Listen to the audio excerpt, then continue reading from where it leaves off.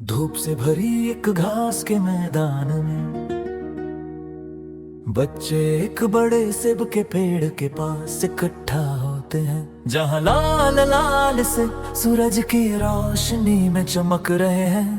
पेड़ की शाखाओं से हल्की हवा सरसराती हुई गुजरती है। छोटा तिम्मी मुस्कुराते हुए पेड़ पर लगे सेब गिनता है, 1 2 3।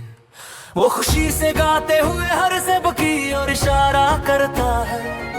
अचानक एक सेब प्लॉप की आवाज के साथ नीचे गिरता है। बच्चे खिलखिलाकर हंस पड़ते हैं जब वो हरा भरा घास पर लुढ़क जाता है। अब कितने से बच्चे? लूसी हंसते हुए पूछती है।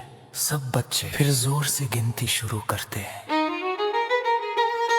तब एक गिलहरी शाखा पर कूदती है और खेलते खेलते उसे हिलाती है, जिससे दूसरा सेब भी नीचे गिर जाता है। एक हल्की सी हवा चलती है और 3 सेब एक साथ नीचे गिरते हैं, मुलायम घास पर उछलते हुए। बच्चे ताली बजाते हैं और गाते हैं, आज कितने सेब गिरे हैं। एक नन्हा पंछी शाखा पर बैठकर एक सेब को चोंच मारता है और सेब नीचे गिर जाता है।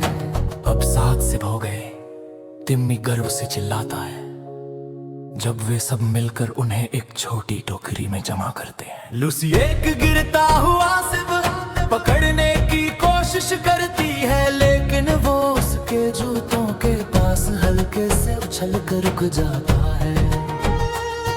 तभी एक मुलायम बादल आसमां से गुजरता है और सेब धपकी मजेदार आवाज के साथ नीचे गिरता है। बच्चे ठहाका लगाते हैं।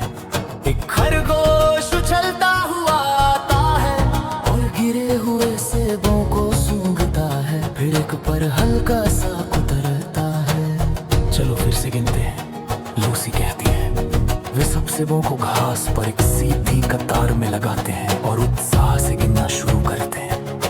अब बच्चों को पता चलता है कि जमीन पर कुल 10 सेब हैं, जो सूरज की रोशनी में लाल हीरों की तरह चमक रहे हैं। वे गाना शुरू करते हैं।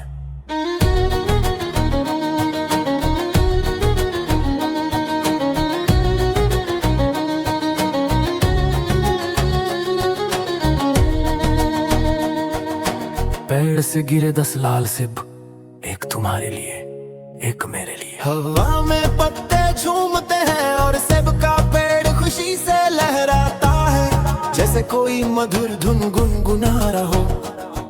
बच्चे सेब जानवरों, खरगोश, पंछी और गिलहरी के साथ बांटते हैं। सब मिलकर स्वादिष्ट फल का मजा लेते हैं। सूरज ढलने लगता है तो बच्चे पेड़ को हाथ हिलाकर अलविदा कहते हैं, ये वादा करते हुए कि वे फिर आएंगे अगली बार एक नई गिनती का गाना गाने।